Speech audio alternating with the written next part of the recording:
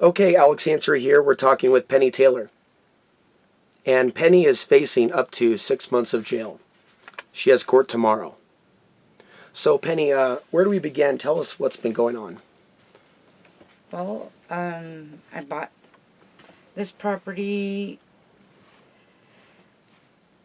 in 2000, March of, I believe, 2010. And from Mike Hampton. I bought it online. And I did a lot of research about the water, about different restrictions. I had like a really dream home up in Santa Crisco Ranches, but there was like 3 pages of covenants. You know, you can't do this, you can't do that. 40 acres, well, why, if I had 40 acres, why couldn't I have a cow and a horse? But you can't have that up there. And so we chose these 2 pieces of property. And we're in the Sangredo Cristo Ranchos area right now. No, we are in San Luis Valley Ranches Estates. Okay. I live next door to Tim Leggett, who is suing me. He decided to sue me due to the fact he didn't like how I was building my house. I had been given some materials, hadn't planned on building it. And I had some stuff sitting around, but I did have to build a structure to get my post office box, which took me 4 months. So I went to planning and zoning.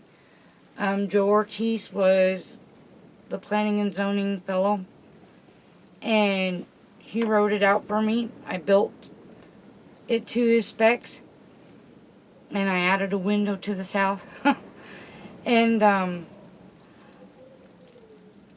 I still couldn't get my post office box, so I had to call Denver Postmaster. We tried Blanca, Fort Garland, and San Luis, and I couldn't get my workman's comp checks or anything else. And so that was really stressing me, and then this neighbor started suing me, and it's just been an ongoing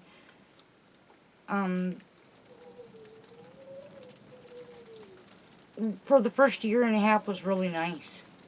I mean, it was really peaceful here. It was really nice. The neighbor across the ridge, his name is Frank Lavecchio, and he's building his house. And we had barbecues at Frank's, barbecues at our house, barbecues at Herb Romero's. And I'm not sure if he's related to Colleen or not. I have no clue. Herb's a good guy. And he's one of the old timers here. But when they started the lawsuit, you know, I was really curious because he has like this junkyard that he sells stuff out of. And, you know, they're not bothering him. But they'd keep bothering me. I had all my permits. I had my driveway access permit. I did my minor development, the major development permit, and my construction permit, because each one has a different classification of things you can do.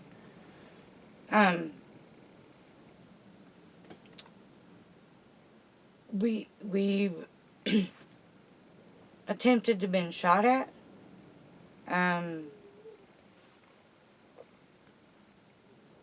And took it before the judge and lost there, just because he admitted to pointing the gun at my daughter and everything else, but he didn't shoot at her, so he was let scot-free. I mean, you know, the first year I was here, I took care of his house. He had just, I don't know how many watts, but there was like 6 panels on this little tiny rack. And the first year we were here, his 18 batteries blew up. They froze in his basement. And so at that point, he decided his land management guy, Daniel, came and spent like weeks and months fixing that. And he had me open the gate for the guy because he'd sold the panels. He accuses me of having sold panels on my ground, and anybody in their right mind would never have solar panels on the ground. I mean, we had 2 on the ground that the wind had knocked over and were broke, and we picked up. But I don't know, the only time he could have seen those was the wind up and flung them, and he had to come and photo them either while we were gone or in the middle of the night. One thing we're not going to be able to get into specifically on the video is all the court documents, which are here, and there are many of them.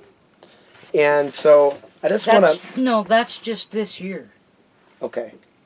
I have 2 briefcases over there. Okay. And I have not read all this. So this is all new to all of us, including the people watching. But just to back this up, you came here in 2010. Mm-hmm. Things were good for a little while.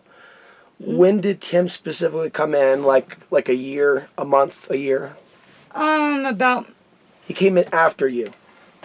Or before you? No, he was here, but... Okay. Or he bought his home here. Okay. He was here. But he did not live here. Okay. He would come up 4 to 6 times, about 6 times a year, usually on 4th of July, right. Labor Day, Christmas. His wife Diana would only come up about maybe 4 times. And so he owned the land. Then you guys got your lot, which was mm-hmm. just across the way, and you were already here. Mm-hmm. And then he came in to build his home. After his home was there. He bought his home from a lady that got a divorce that owned the cafe in Fort Garland. And he bought it in...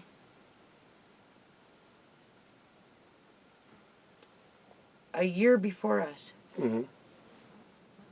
And the home was built, I believe, in 1996.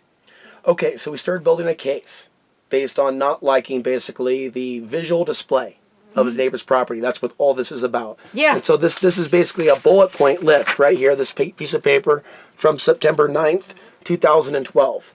And this is from Tim Leggett. And he is writing to Michael Hampton. So what was his issue with Michael Hampton, the person that sold you the property? Well... Because he tried to say that Michael and I were in cohorts and that we had some kind of thing against him.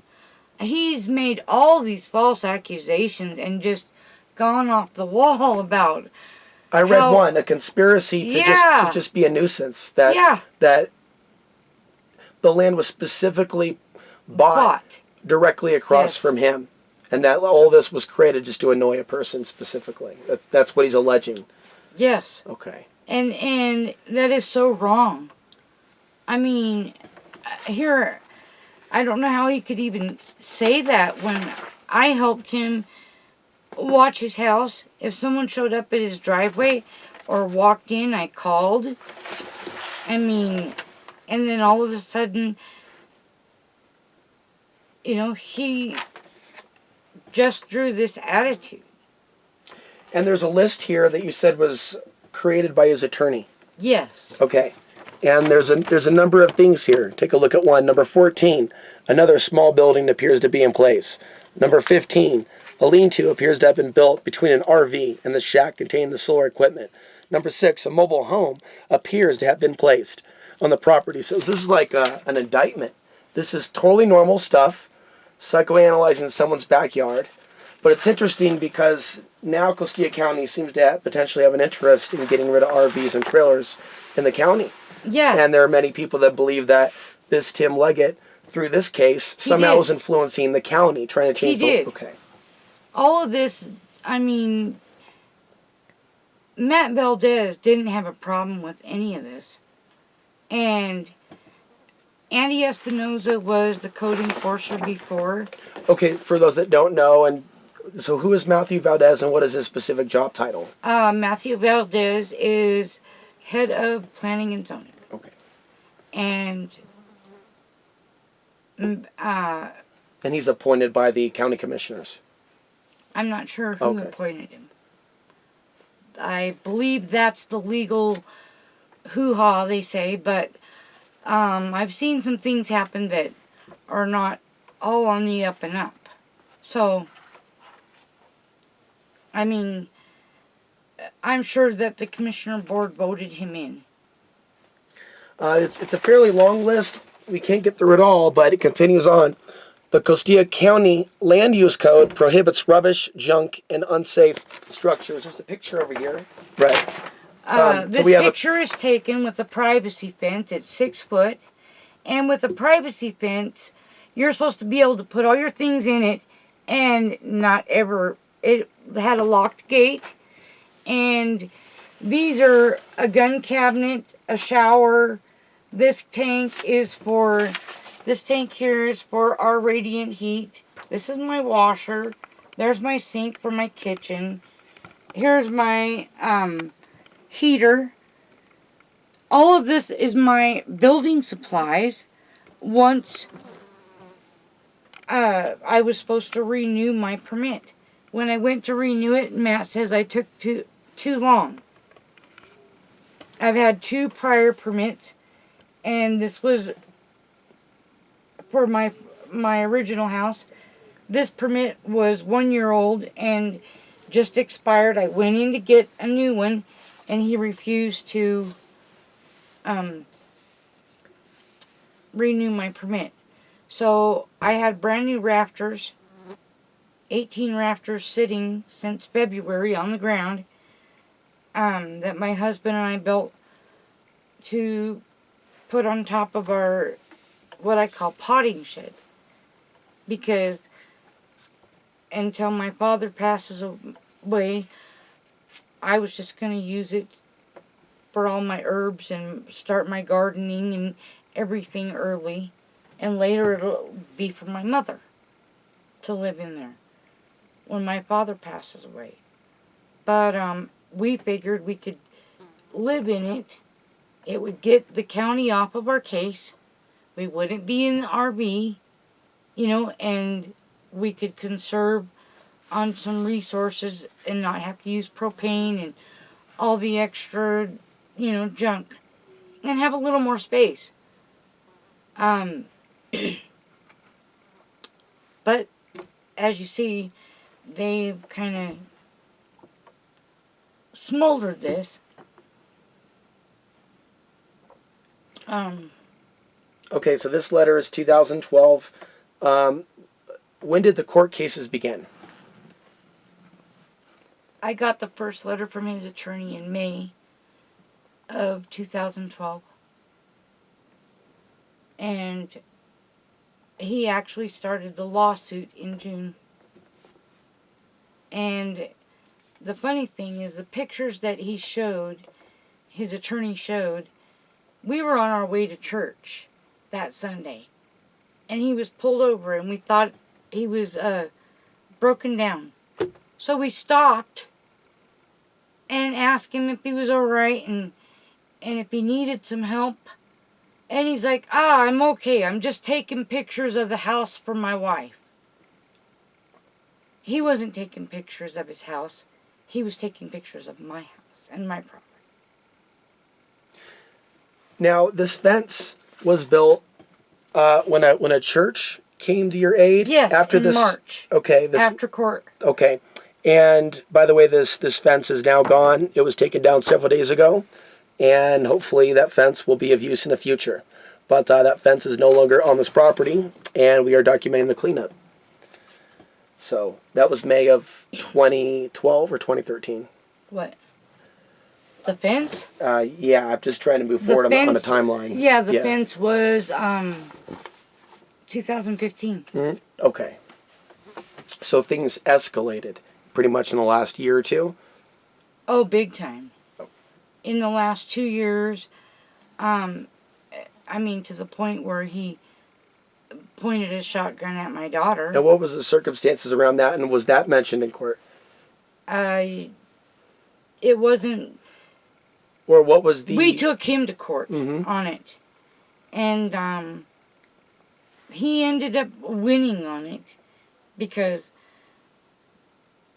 Neil and I were gone up at Santa Crisco Ranches helping a friend with a flat tire that went flat by Mountain Home. And Shai was here with the 6 Rottweilers that we were babysitting for another friend. And she went outside and actually had let them out of their cage. She thought she could handle them. Well, she couldn't. Tim got all ticked off and drove down the road and then into his driveway and went around and got out of his truck, went around the truck, pulled out a gun, and pointed it at her. For a period of a few seconds, a minute, just a threatening, just anything was said? From what I saw from my videotape that was on the top of my friend's RV, it was about, I'd say probably a minute. Okay. But you don't point a gun at a teenager, and he's tried to run her off the road 3 times. And if she hadn't jumped to the side, and we went, and he was facing a felony. And his attorney had the goal to say, well, if you walked on the right side of the road. Cheyenne's never lived in a town that had sidewalks. She doesn't even know what side of the road to walk on. We've never had to walk.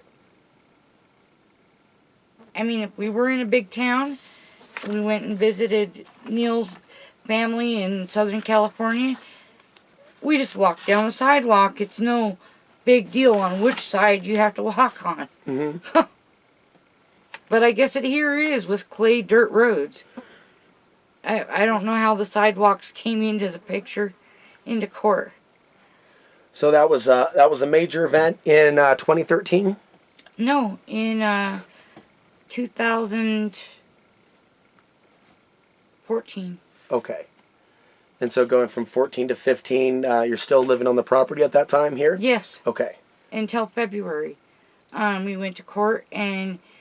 February this year? Yeah, Martin Gonzalez said he wasn't going to make us leave, and then he turned around and did. But he actually did a really nice thing to me because it took me off of the property so I could look from the outside in of what was really happening. And it was a real blessing for me. And I realized how much... Tim has, I think, 11 cameras, he said. It's in the deposition papers.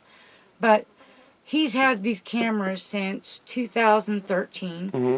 He has some, I think, 3 or 4 in the back, 5 or 6 in the front. He has cameras all over. Any idea where there are references to the cameras? No, I don't. Okay. But some of them are clearly visible on the house. Pointing out front. He right. made sure that everybody knew every time he went to court that he had cameras on my home.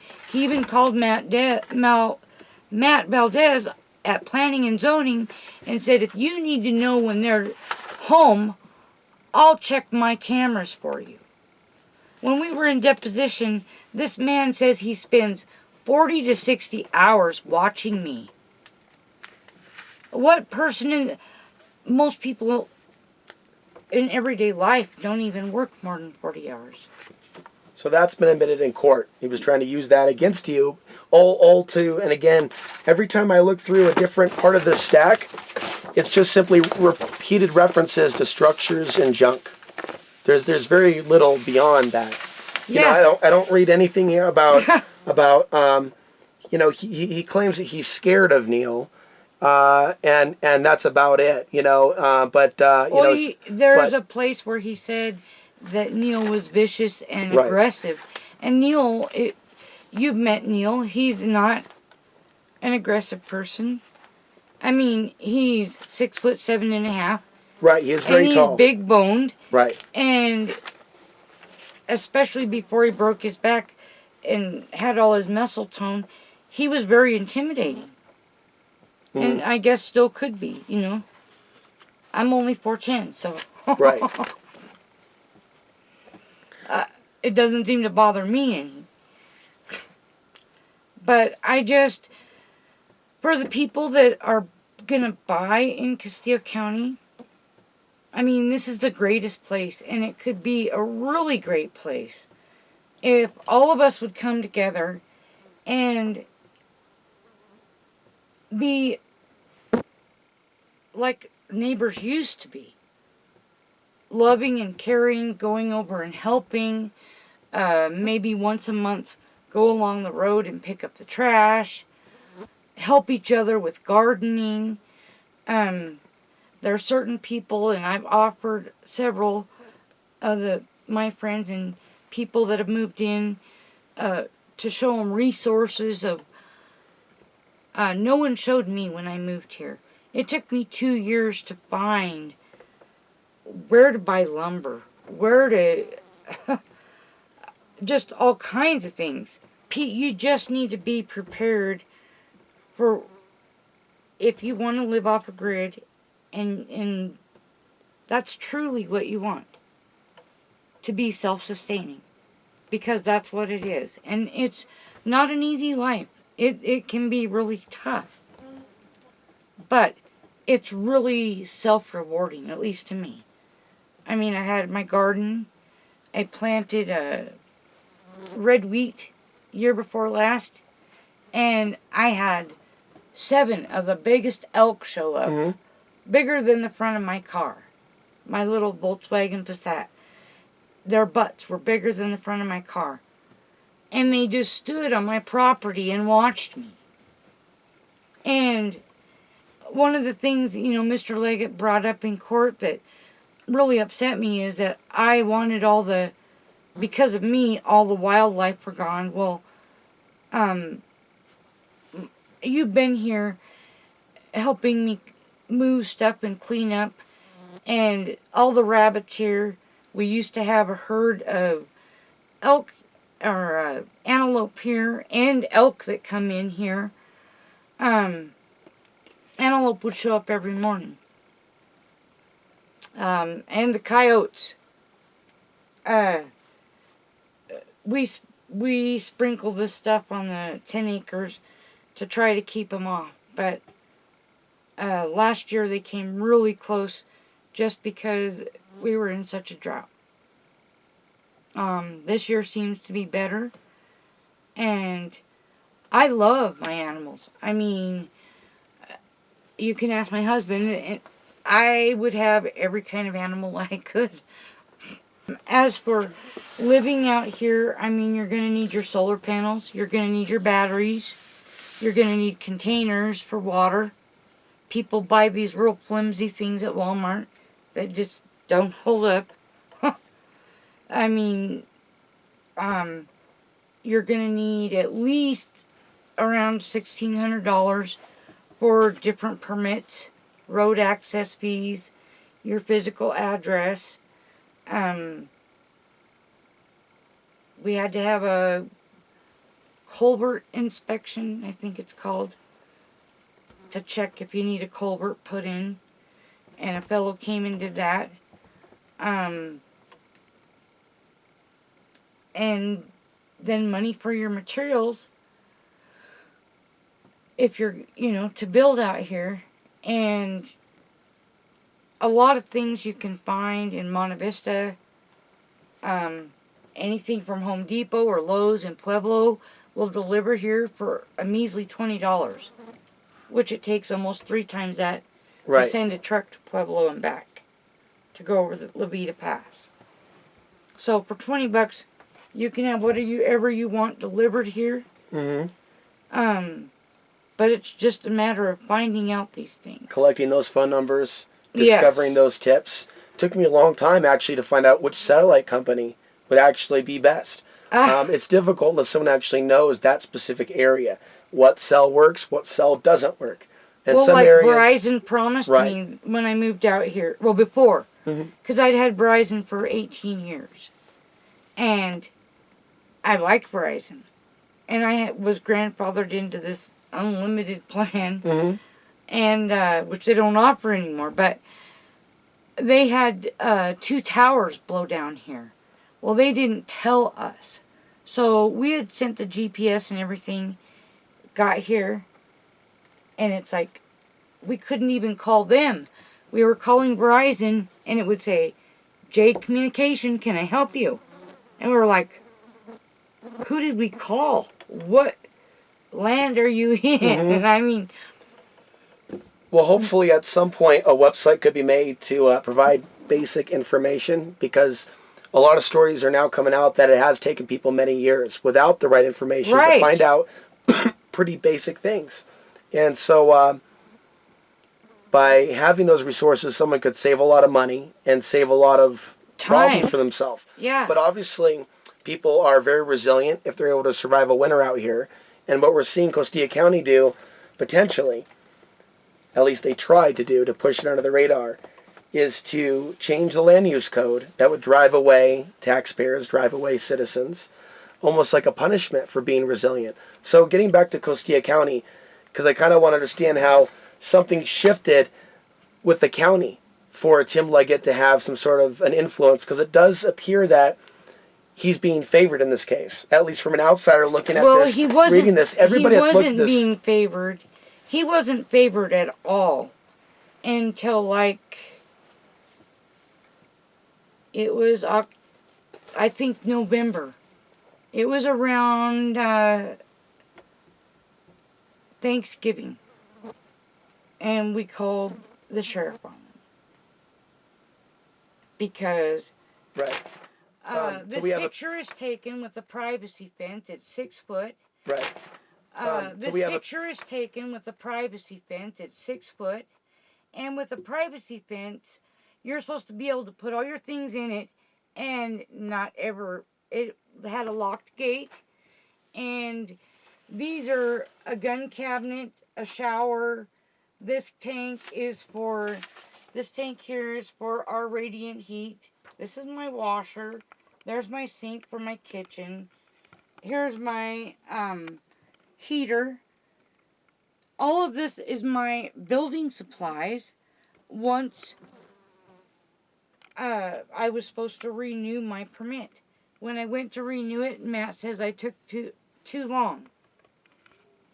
I've had 2 prior permits, and this was for my original house. This permit was 1 year old and just expired. I went in to get a new one, and he refused to renew my permit. So I had brand new rafters, 18 rafters sitting since February on the ground, that my husband and I built to put on top of our, what I call potting shed. Because until my father passes away, I was just going to use it for all my herbs and start my gardening and everything early. And later it'll be for my mother to live in there when my father passes away. But we figured we could live in it It would get the county off of our case. We wouldn't be in the RV, and we could conserve on some resources and not have to use propane and all the extra, junk, and have a little more space. But as you see, they've kind of smoldered this. Okay, so this letter is 2012. When did the court cases begin? I got the first letter from his attorney in May of 2012. And he actually started the lawsuit in June. And the funny thing is, the pictures that he showed, his attorney showed, we were on our way to church that Sunday.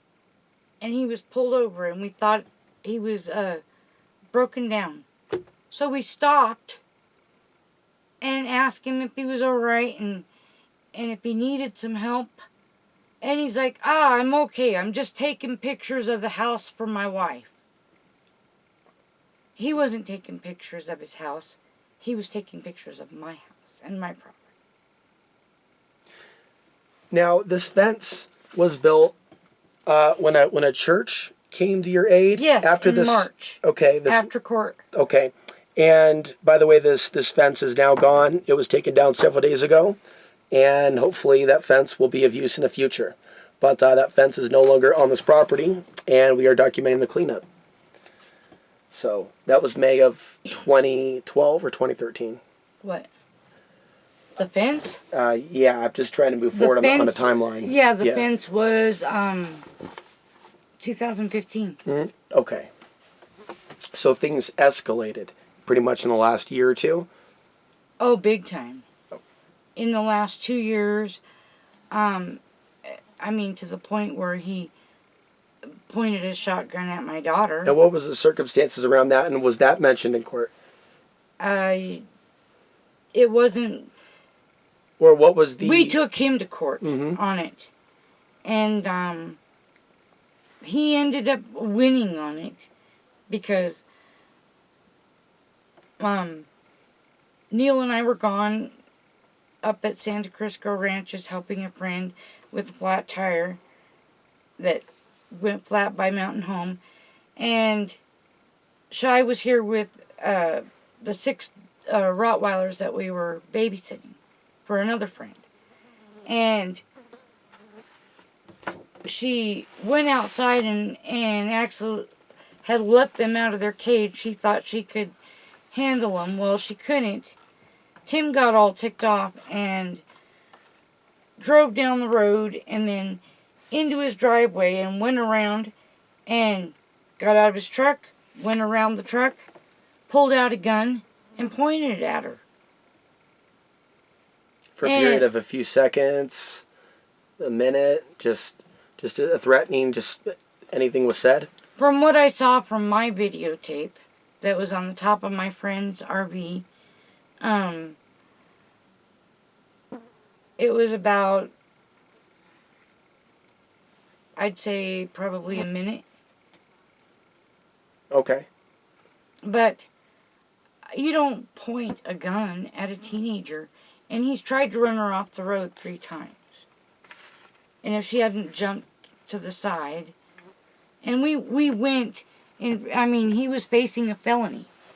And his attorney had the goal to say, well, if you walked on the right side of the road. Cheyenne's never lived in a town that had sidewalks.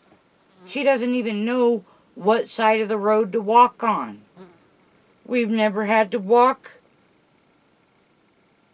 If we were in a big town, we went and visited Neil's family in Southern California, we just walk down the sidewalk. It's no big deal on which side you have to walk on. Mm-hmm. But I guess it here is with clay dirt roads. I don't know how the sidewalks came into the picture, into court. So that was a major event in 2013? No, in 2014. Okay. And so going from 14 to 15, you're still living on the property at that time here? Yes, Okay. until February.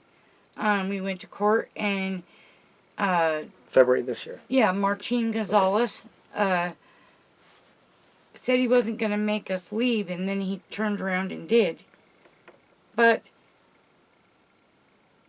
he actually did a really nice thing to me because it took me off of the property so I could look from the outside in of what was really happening.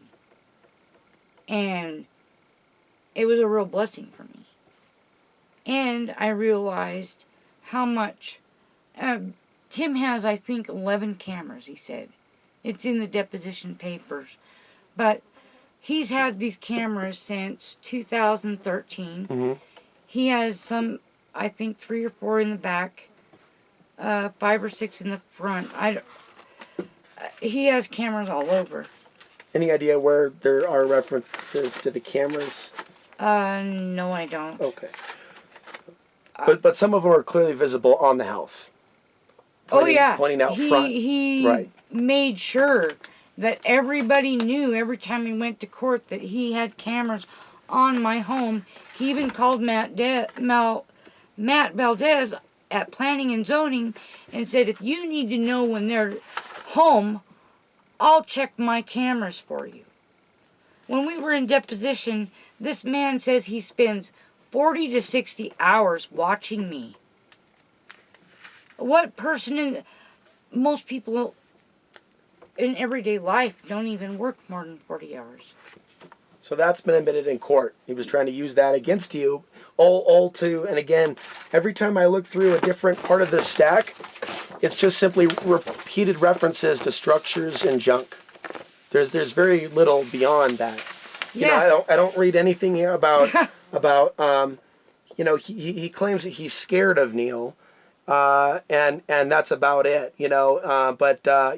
There's a place where he said that Neil was vicious and aggressive, and Neil, you've met Neil. He's not an aggressive person. I mean, he's 6'7.5". Right, he is very tall. And he's big boned. Right. And especially before he broke his back and had all his muscle tone, he was very intimidating. Mm. And I guess still could be, I'm only 4'10", so. Right. It doesn't seem to bother me any. But for the people that are going to buy in Costilla County, I mean, this is the greatest place, and it could be a really great place if all of us would come together and be like neighbors used to be. Loving and caring, going over and helping, maybe once a month go along the road and pick up the trash, help each other with gardening. There are certain people, and I've offered several of my friends and people that have moved in to show them resources of. No one showed me when I moved here. It took me 2 years to find where to buy lumber, where to just all kinds of things. Mm-hmm. In front of everybody. But Tim Liggett had a fit with it. But we couldn't use ours anymore because of him. So when she had this, here's a prime example. And she is homeless. She lives out of her car. She didn't have a job for, I don't know how long. A long time. Now she got a job with a paralegal. But the point I'm trying to make is she said they were going to stop our showers. So I went to the meeting. Do you know that they had never had anybody at their town meeting for 35 years? No one has ever showed except the people on the board. And there was 15 people of us there. We didn't have a very good show turnout. But I stayed and listened, and I talked to her, and what she did was in the wrong, putting out flyers like that. And what they did, you know, I mean, you don't need to treat places trashy. You don't need to put hair color on the showers. You know, let's treat each other with respect. This is something I think our country's lost. And obviously, Costilla County has lost respect for their residents and for their community. Because we're the third poorest county in the nation. And it's us residents and taxpayers that buying all these permits, building, keeping these companies going. I mean, if everybody stopped, where are they going to work? I'll tell you where they're going to work. They work in Pueblo.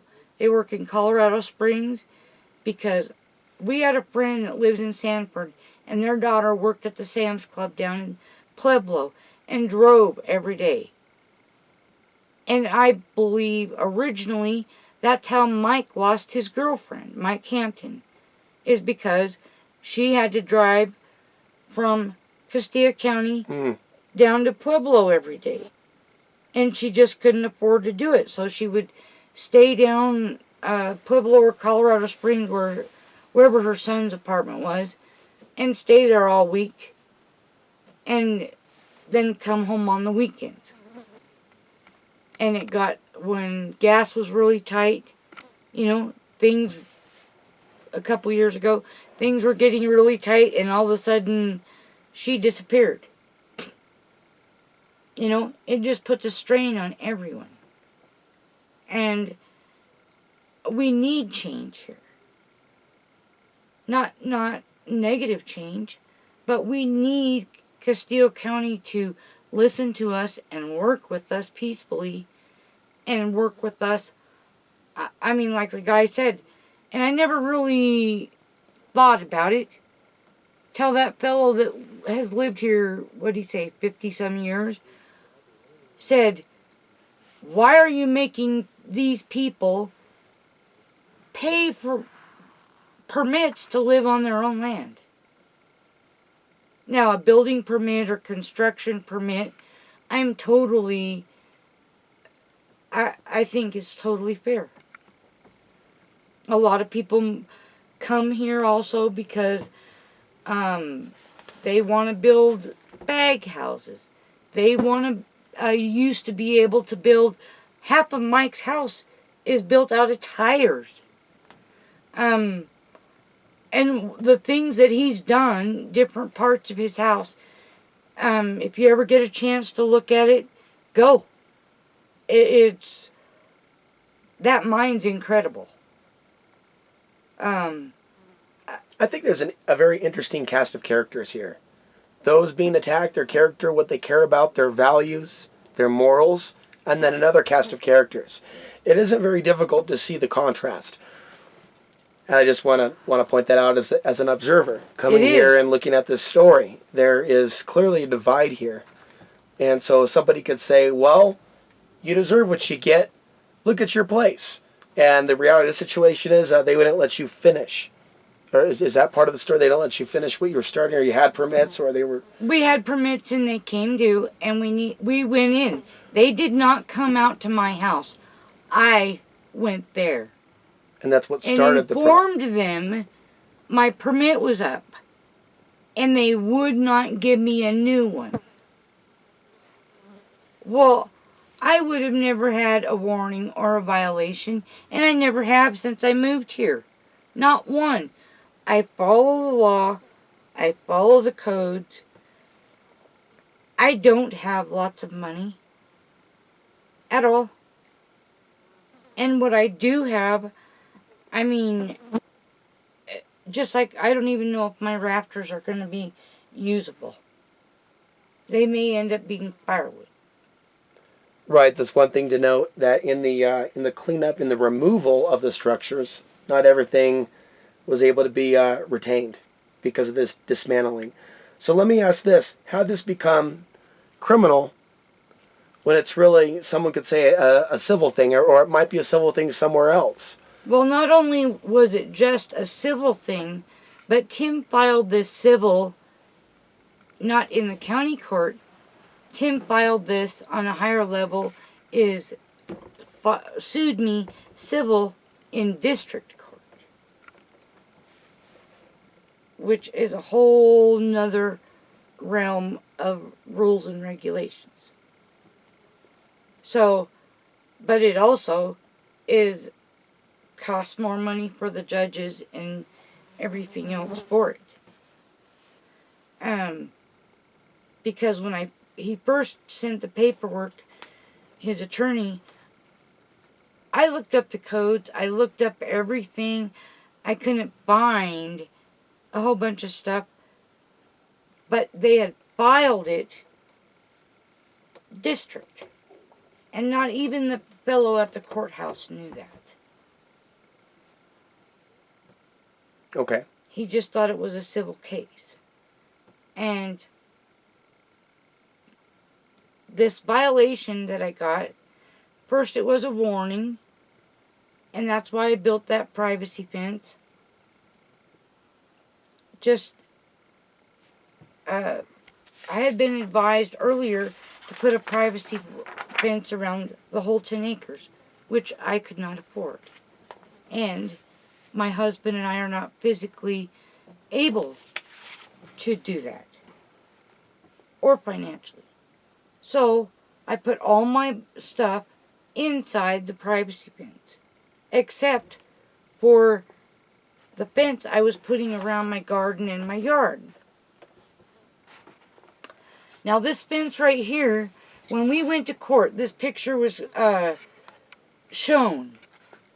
And Colleen stated on the stand under oath that that fence was junk and rubbish. Really?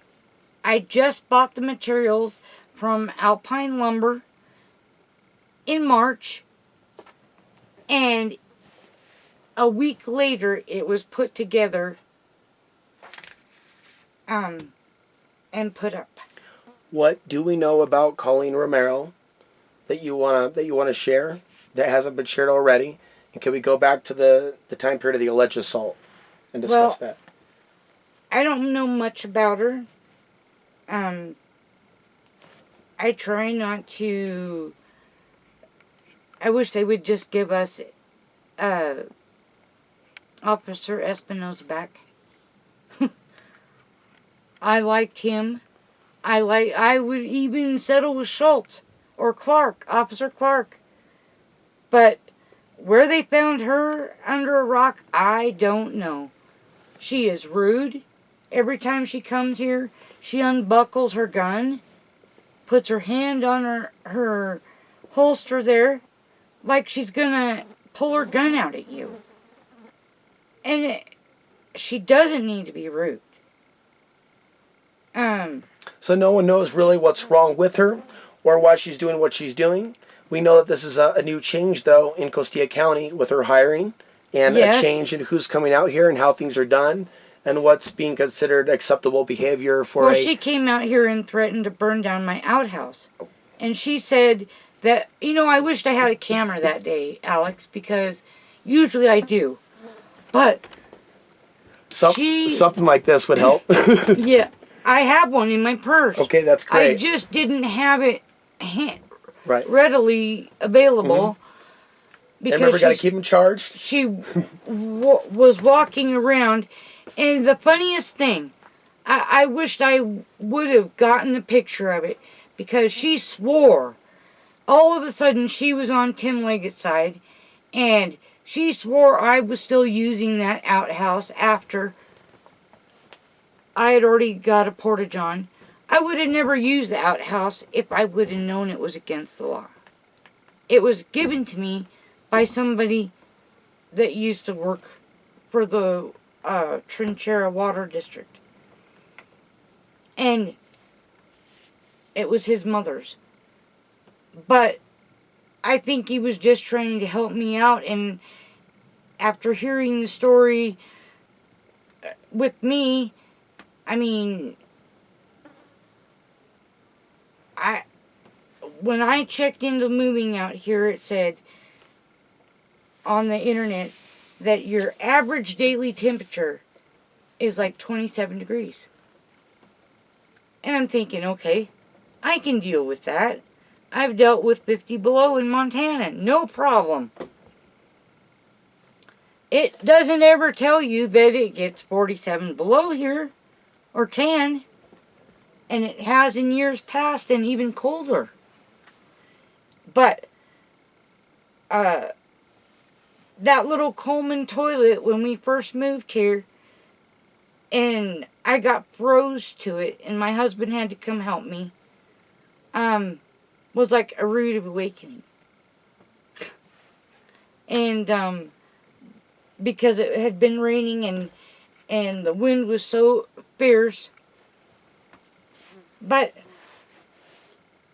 these are things that, you know, when you come to move out here, I'm sure you didn't think about. And I didn't know how windy it was. I mean, Michael told us that not everybody, this isn't for everybody. Straight out. I have emails that I copied in my file cabinet from talking with him. He told me to get a hold of John Skinner. He told me to get a hold of Costilla County tax assessor and gave me the phone number. He gave it, but Tim says that we're in cohorts. He gave me all this information. I have proof of it. And so why? What is he trying to cohort? I mean, just because we don't want to be a Texas ass? I mean, I told Andy Espinoza the one day he came out, I'm ready to take that porta potty, put it on the corner and say, all asses welcome. And paint 2 jackasses on there. Mm-hmm. But, I mean, I was just amazed. Because Colleen came here with Matt, and she refused to listen to me. And she stuck her head down in that outhouse. Stuck her head down in the toilet seat in that outhouse. It was just sitting on the ground.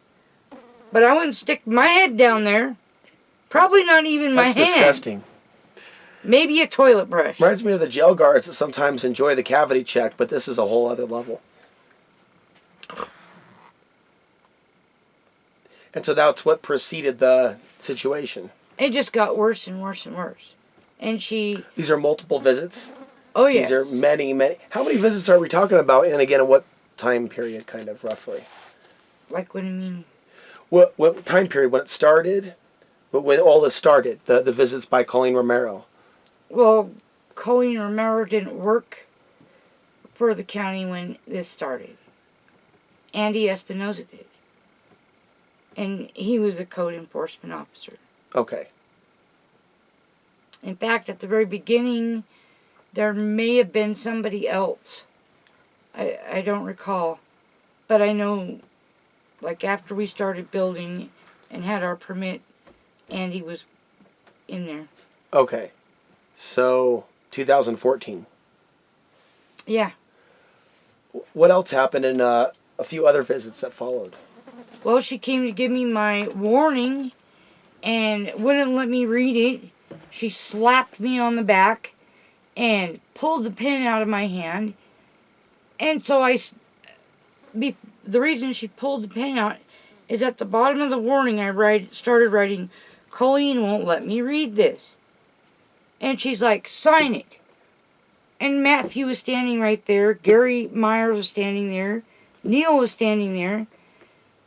But she smacked me, reached over, and when she saw me starting to write that, grabbed the pen out of my hand, and she said, either you sign this, or I'm handcuffing you and taking you to jail. And she went over to her truck. And I heard her talking on her CB or walkie-talkie, whatever it is, her radio. And that's when my dog started barking, and there was 2 officers sitting on Highway 159. And then about half an hour later, Shai came home from school and had seen the officers. So we don't know if she's related to anyone that's elected at the moment.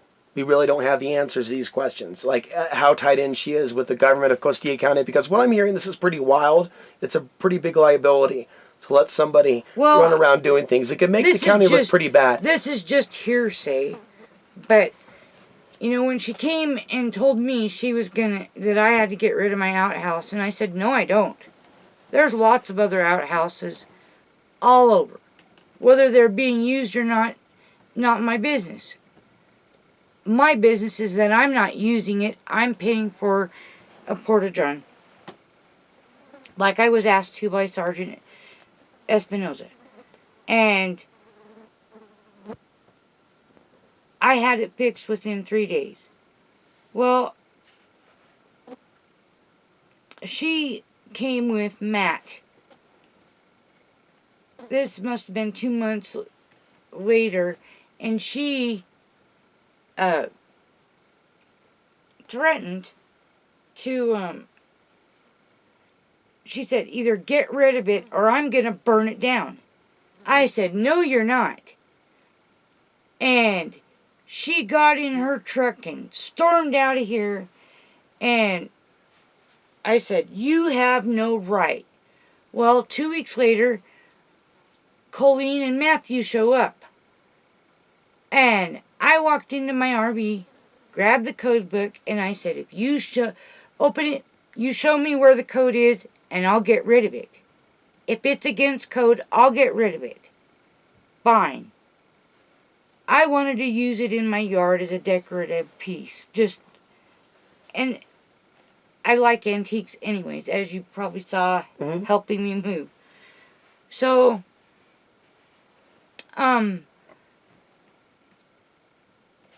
she, when she came with Matt, she did the same thing. Unbuckled her gun from her holster and stuck her hand on it. And Neil came up and stood behind me. And then he walked away and stood behind her. And, I mean, there's no reason for that. Now, I've heard from lots of people, lots of friends, lots of community members. I mean, not a community as 360 Freedom, but just a community as San Luis Valley or Costilla County is what I'm talking about. Is that she's really rude. And she said she's burnt down 2 other outhouses. And I said, who gives you the right? And I told them, find it in the code book. And they couldn't. There was no code that said I could not have an outhouse on there, except in 1968 they banned outhouses, the use of an outhouse.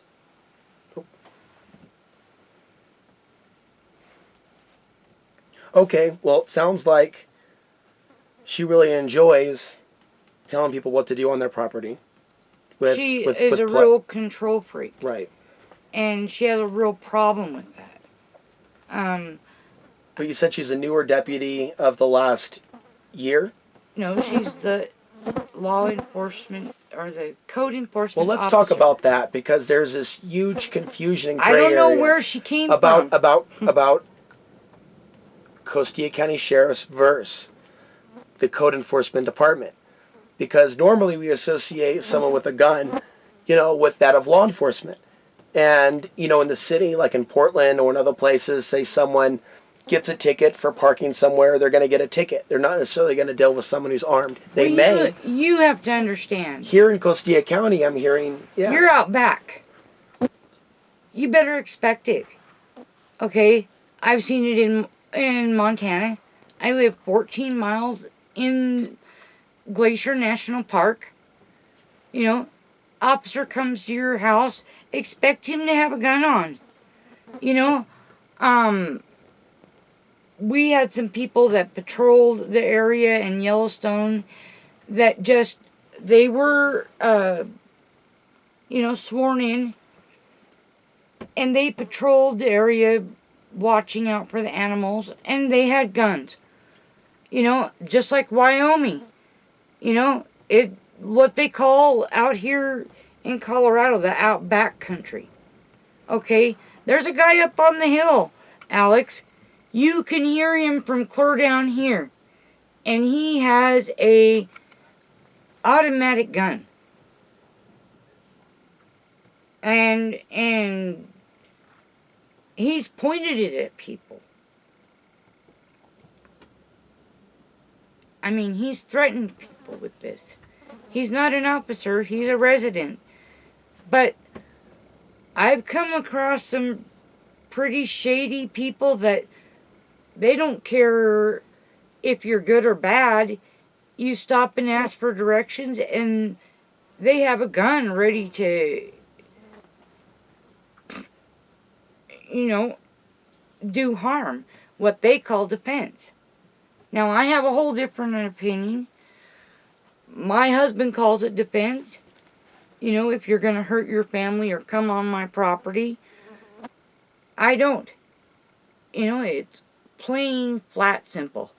Do not kill. It's in the Ten Commandments. It's in the Bible. It's forever. I call it ancient history. Mm-hmm. It's plain and simple. There's no if anywhere. There's no clause on that, Alex. Do not kill. I'm sure that officer, and I've had to defend my family before. So, when we lived in Wyoming, so I know this. We had a really weird guy come. Neil wasn't home, and I held up the rifle like this to my side, and he walked right away. But that's why they have it. And I don't know why the people, especially the new people, are offended by it.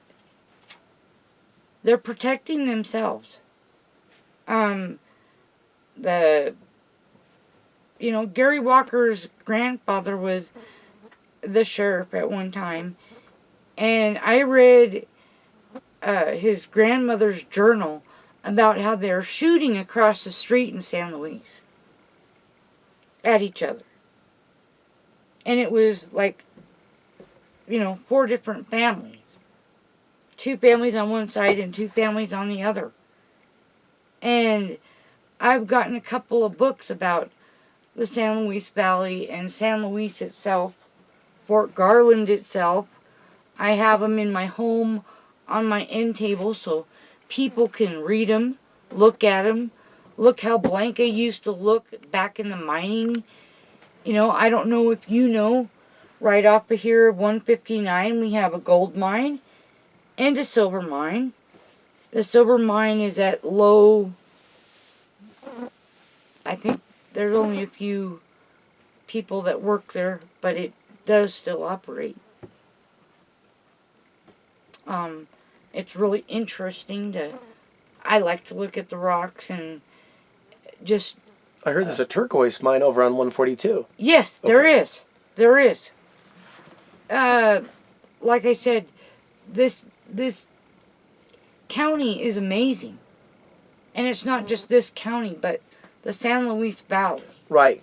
And not to mention... Monte Vista, Del Norte, South Fork, Creed, Pagosa Springs, Hooper, Mosca, Alamosa, La Jara, Antonito, Bountiful, Sanford, Manassas. I love all of them. And there's a whole variety of way different people. And I know that we could chop the vandalism, chop the problems with the schools and the violence. I mean, there just is so much. Our government today tries to breed. I believe this personally. It's my own personal thing. It's nothing of fact. But I believe that they're trying to divide and conquer just like Hitler did. And one of the ways they can do that, not to cut you off, is through the media. So some of the things that we're dealing with, even off the grid, we live in a world of technology. It's not all good. If someone's just, in the mass media and they're being programmed by that divide and conquer blueprint, then it could affect their mentality off the grid, in the desert, in law enforcement. So I just know there's a lot of people today that are troubled because they've been hurt by others, or they're being influenced by the mass media and they have not yet unplugged. But go right. Well, like, I haven't watched TV for 9 years. I don't care to. I watched a few minutes of TV on about a half hour while I was waiting for dinner. I was invited over for barbecue at my friend Robin's. And Alex, I was astounded. I hadn't seen TV in 9 years. And like 3 of the shows that they were talking about, I didn't have a clue. And I was asking her, what's this and what's this? And then the news came on. And it was like, there wasn't one thing positive. Even the weather was nasty. And it was like, I don't need this. My kids don't need it. I don't need it. We have enough negativity around us. And especially with people like Tim and Diana Leggett. Who in their right mind, who's getting ready to retire, would spend thousands and thousands on an attorney to sue somebody that watched their home, for one, for a year, 2, doesn't ever bother them, and 3, I mean, he just is off the wall about a lot of things. I mean, one thing I do have to say, and other people I'm sure are thinking it, this area does have a Native American history before the Spanish even got here, whether they want to even look at that or not. Mm-hmm. And this is a high-profile case I consider for Costilla County, even though no media is touching this. We're talking about off-the-grid living, them calling people's belongings trash. We have a civil matter being turned into a criminal, and you happen to be Native American. And it's the year 2015, not 18-something.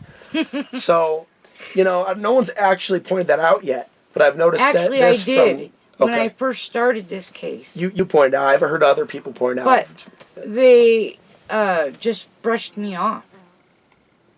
And don't Hispanics have a history, some of them, that go back to Native traditions?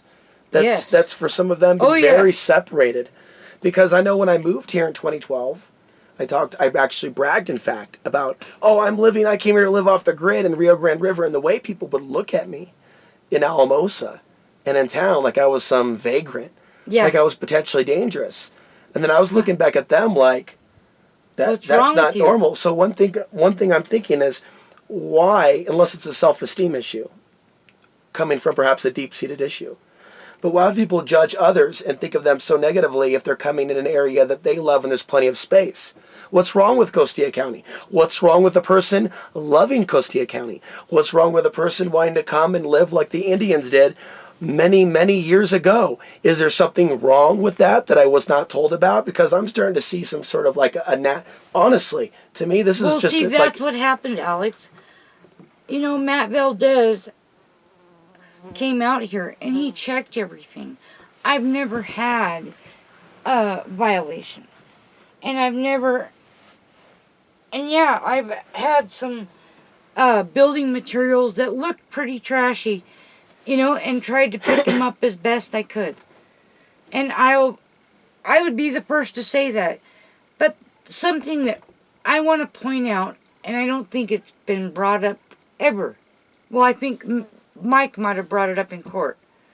You know, if Mr. Leggett would have walked across the street like a normal human being and said, you know, I really don't like those tarps, or, you know, this really looks trashy to me. Can we sit down and talk about it? But instead, taking a picture, acted like he's broken down, saying that he's taking a picture of his house for his wife, lied to me, one. And the two things I hate the worst is a liar and a thief. And two, I mean, he doesn't even have the decency to walk over here and talk to me. Not once about any complaint or conflict that he has had. He's called Matthew Valdez.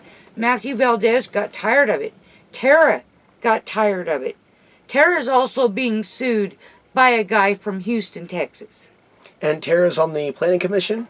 She's a secretary for planning and zoning. She's the little one in there with the long, long, long hair. And there's a teacher at Cheyenne School that's been in a lawsuit for 4 years, that is up on by Forbes Park, has a cabin, who is also fighting a lawsuit from a fellow from Houston. Okay, and that came up earlier. So we don't yet know if these 4 people from Houston that are suing their neighbors, we don't know if they're connected. And we don't know if they're connected officially to BP. No. Michael Hampton said he believed him was a fraudster, that he made up working for BP.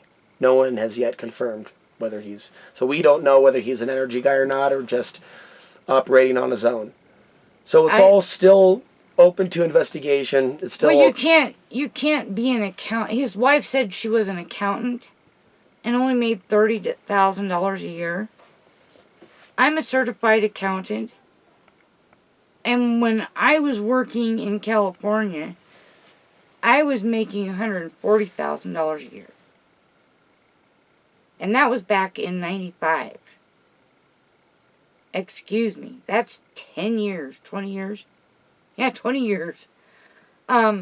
Wages have gone up since then. So I don't know how she can make just $30,000 being an accountant. Okay. So people really should get organized that have been sued. That needs to happen. That would be nice to see happen, to get some people involved in what's happening here in Costilla County. Because so far everybody's separated and they're being picked off individually. Well, yeah, and it would be nice if the legal system would help us out. I mean, Alex, I went to 18 attorneys. Half of them said this will never go to court. This isn't worth the crap. The other half said, I want $7,000 to even take your case, and $2.85 an hour. And I'm like, you're joking. I'll fill out the paperwork myself. And I did until Martin Gonzalez court ordered me to get an attorney. One thing I've also noticed since I've started covering this is this mostly is hitting a chord of people that currently live off the grid or have lived off the grid before. There's a sense of empathy. I'm not getting that from the urban people. I just want to point that out. It's almost as if they're not seeing how this relates also to their freedom. And some people may not know the rights that they have, perhaps. They don't. I was talking to a friend, Tom's wife, Cora, and she was born and raised here in Sanford. She has 9 older brothers. And I said, you really ought to come to these town meetings and these commissioner board meetings, because they're changing all of this stuff.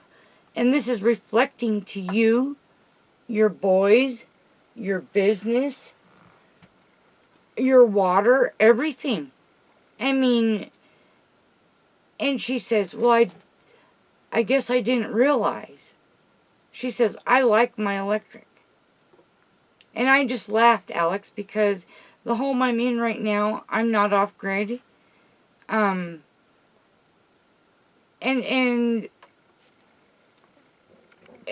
I can say, being the spoiled brat I am, yes, it's nice to walk into the bathroom to a toilet. And that's what was my ultimate goal, you know.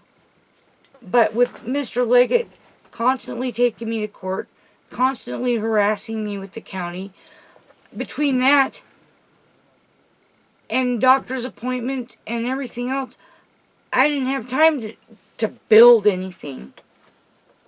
And when I was, it was, you know, they asked, why wasn't it done, you know, why couldn't you do it in a year? Well, one, the finances weren't there. Two, even if the finances were there, I would have brought all the materials in again. I always do, Alex. I bring all my materials that I need. And I'll gather everything I need for each room. The grout, the tile, the flooring, the curtains, and I stick it in one area, or like out here, I was sticking it in boxes and black sacks, garbage bags.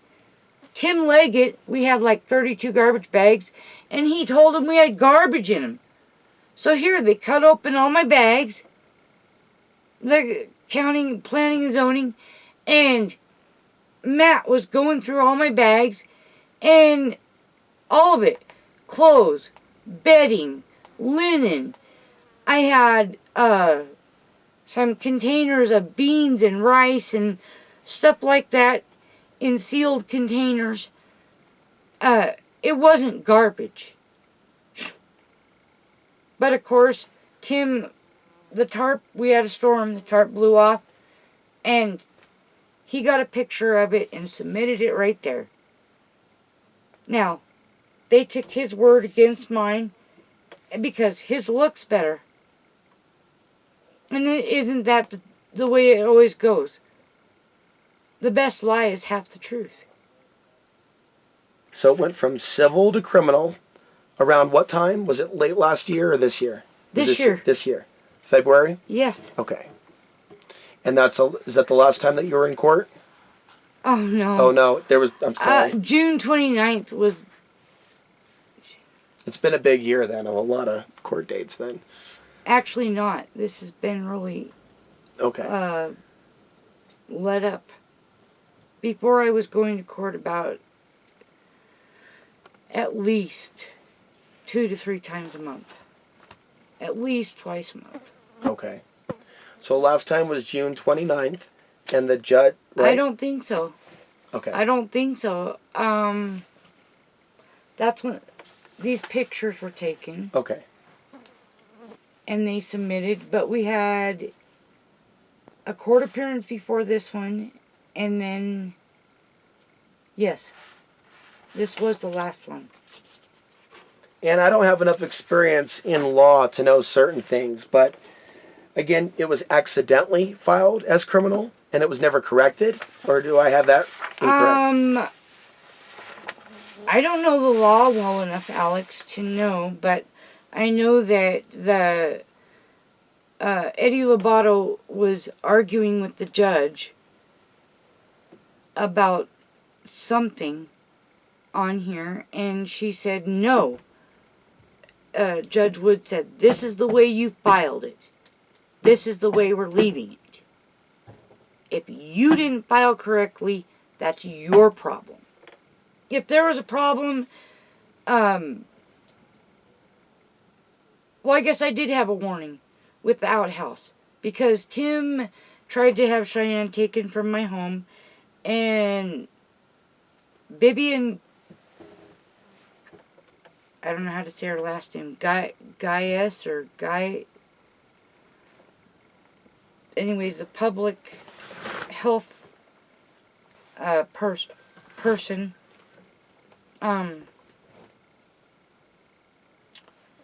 came out here while we were in Alamosa shopping and left a card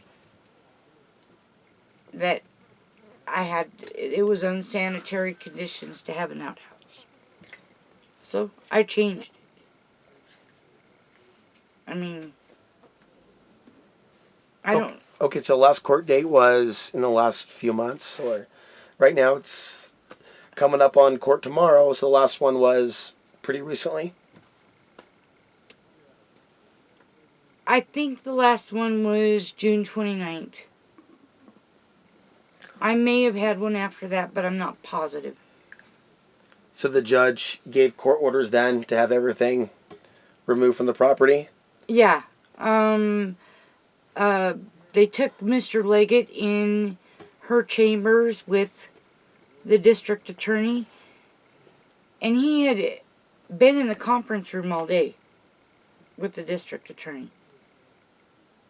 And I couldn't figure out why Diana was sitting out with her mom in the courtroom, because they had like 16 other orange things they did.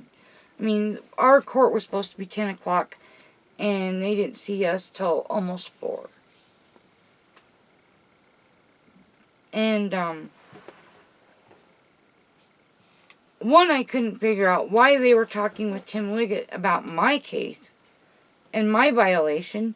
And 2, why Tim Liggett went in the judge's chambers with the county attorney, and then on break, and then when we came back to court, and he's like, well, we've been proposed a deal that would be beneficial to the county and to the community. And it was to take my property and to fine me and put me in jail. So Mr. Leggett wants to get my property for free. He didn't want it when it wasn't paid, or when he thought he had to deal with Mike.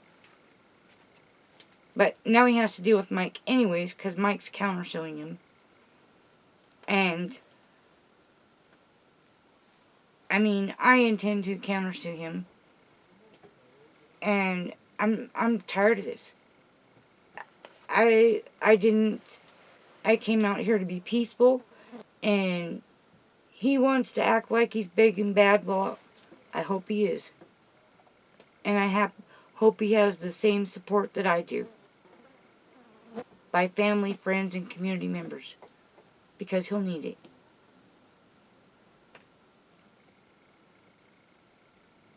And, you know, I think that people helping people and doing things for people without personal gain is a really honorable thing. I mean, if you can help somebody without any personal gain or payment, I mean, it's just like it used to be. You know, you were talking about the Indians. The Ute and Paiute used to be here. Indians. In fact, we still have the Ute Cafe. It's abandoned, and it's for sale. But the history on that is just incredible. And if I would have the money, or had finished this workman's comp case, I would have bought it, restored it, and opened my herbal boutique in there. And, you know, Tim and his attorney thought because I said I was had a potting shed that I was into dope. And they were stuck on this, well, is this your livelihood? And I said, yes. And it went on and on and on, Alex. Well, I'm just too stupid to understand. And then my attorney and Neil took me outside, and it's like, shut up. And I'm like, why? I was telling her the truth. I was telling him, Tim's attorney, the truth. And they're like, no. You want it for your herbs and your gardening and your flowers. And they're saying, is this your livelihood? Because they think I want to grow dope. The funny thing is, a guy right down the road grew dope, and Tim never said a word. And never turned him in. You know, so, and now, hey, he's got a big one down here on X Road. I sat in on that meeting when they were talking with the commissioner board. I couldn't say anything, but I listened to that meeting. And those people pulled up in 2 Mercedes.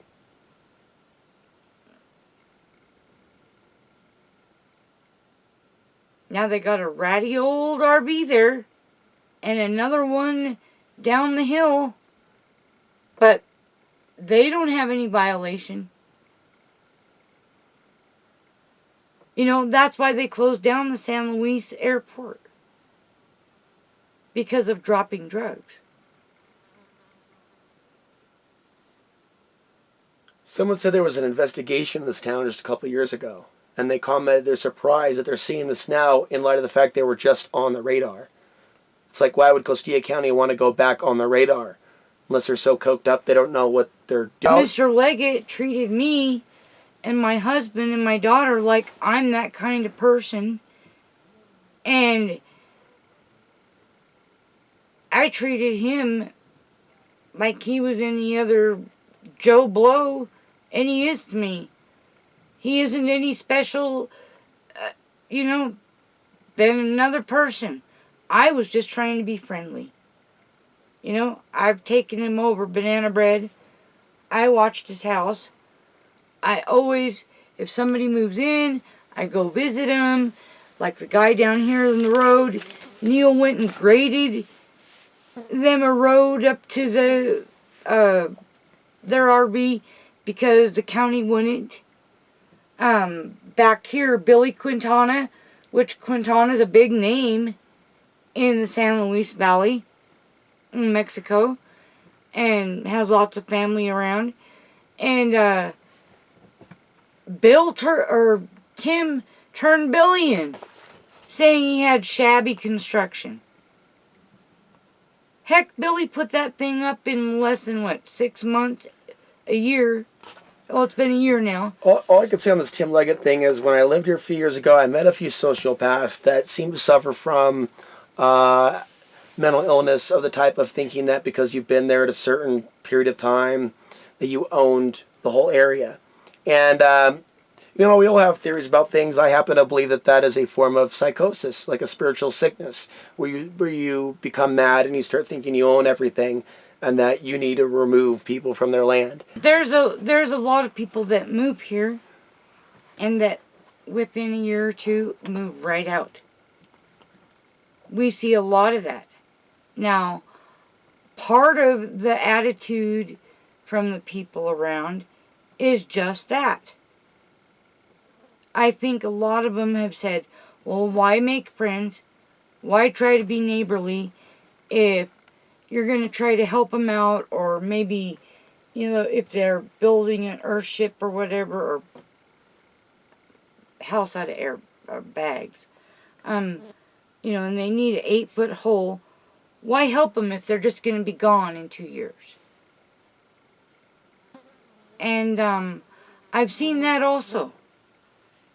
And I've seen that attitude with several people in the community. And I call them on it. I mean, I think it's really wrong. My experience coming in was a certain person that will remain unnamed trying to drive me out by creating gossip as a game to see how isolated he could make the newcomer when I came in the winter. Because it was like a joke showing up with a car. But for me, it was a spiritual experience with the great spirit of the Creator that I knew would not let me freeze to death. And there were several weeks where I went without firewood. So for my experience coming back here the second time and having survived a winter several weeks without firewood with nothing but a Mr. Buddy, if someone can't survive it, that means they survived something and that it's an accomplishment. And then I went back to Portland, kind of talking about my experiences. and lived in my vehicle for a year because I saw how much farther the economy had gone really Down. there. Well, have and have not expansion, you also have a new class moving in that are bringing up the property values. Right. And I thought about the San Luis Valley and prayed for the resources to be able to get out, and in a very short period of time. That's what happened. And so, yeah, I know what that's like with the judgment of the newcomer coming in to be here, because so many have left. But I know that my ancestors on my father's side in the Middle East, that this terrain, and that's why the military trains here, it's very similar to that terrain in that part of the world. Mm-hmm. And so I know that I have almost a right to be in a land that my genetics are more in line with, after living most of my life in a swampy, rain-like environment of Portland, Oregon. 364 days of rain. Pretty much. A little, not so much anymore. Now Oregon has a drought issue, and California is getting more rain. And so I think they just swapped. Something's going on the planet. Something's going on in the universe. Well, our Polaris deals are shifting. Right. And they're shifting at such a rate. I mean... I think this belongs in the conversation because people, I think, are going to keep coming here because there are real changes taking place geopolitically, economically, and with the earth. Well, it is. And also with, when you say economy, it's with schools, it's with jobs. You better figure out something to take care of you. You know, like I wanted to grow my herbs and do my oils and, you know, that kind of stuff. My flowers. And also on the side, maybe have a little, you know, section where I can, my extra vegetables and fruit that I grow out of my garden, I could sell in my boutique. But I could live off a grid, and that's one of my things here. I know how to weave rugs. I know how to dye them with vegetables, with herbs. No dyes, you know, chemicals. I know how to tan hides. You know, I learned all of this as a kid, and I've always been drawn to this. I love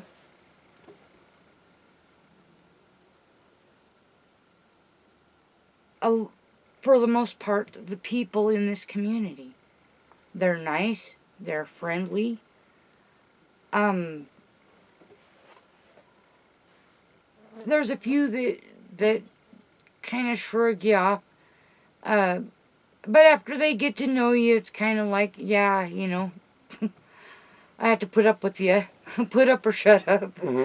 But, and I've become friends with a couple of those people that did that to me at first. Shy went through a really change. I mean, the curriculum here is way lower than California or Utah. And so things were like way different here. Mm-hmm. And because she was white. And not only because she was white, on top of that, Alex, she was Mormon.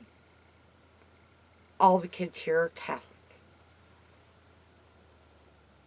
Or Presbyterian, or starts with the E. But the majority, 90% are Catholic. And there's a few Baptists, but and that's something that also impressed me in Alamosa. There's every single solitary religion or church for that religion in Alamosa, if you've ever watched.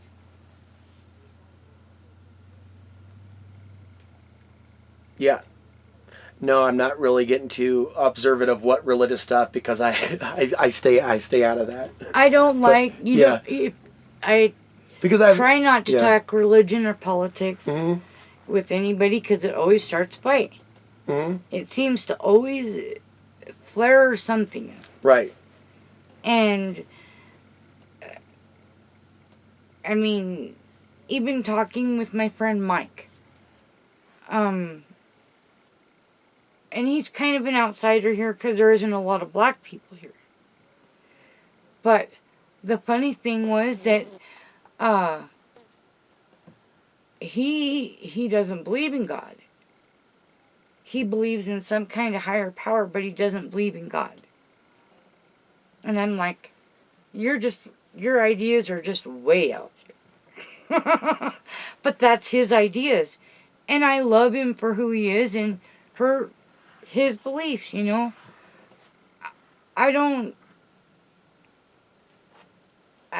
wish that we could all just be peaceful and live together Well, and enjoy each other. It's important that we're hashing this out now as to what's going on with your case and why we're here off the grid and overcoming those stereotypes and actually trying to connect with Costilla County. Because as these next few years roll on, there's going to be more people pulling in here. Well, we need to all pull together. If they're going to change the codes, we all need to be involved. You know, it's not just the one that sits up there with the crown. You know, it's the head cook and bottle washer, all three involved. And that means the commissioner board, planning and zoning, and the residents in the community. I think that this is a real good opportunity for people to make things better. Not try to change things for the worse, as some people fear, but actually make things better for themselves in their attempts to live efficiently off the grid. Well, I know people can't, and we're going to have to. The way the economy is going, yes, and the way our government is going, we're going to have to. And I want Costilla County to know, hopefully they know, this is not a good time to even be thinking about pushing people from their land. I'm wondering if maybe they're also aware there's things going on in the world and they kind of want to stop a big influx, or whether they just randomly pick this time period for this. But this time of all times is not the time to be stirring conflict up amongst the people, because we have too much of that with Washington. As you see in this paperwork right here is just 2015.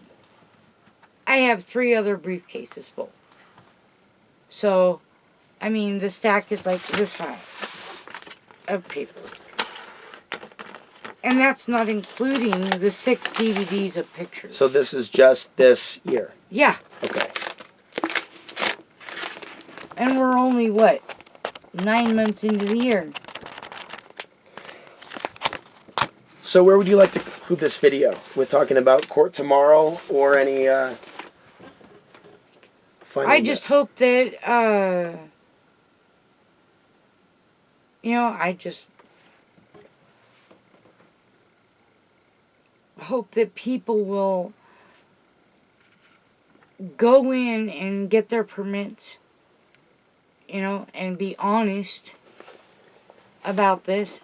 I think that's one of the big issues that the county has seen, people trying not to pay their permits, and then all of a sudden you come along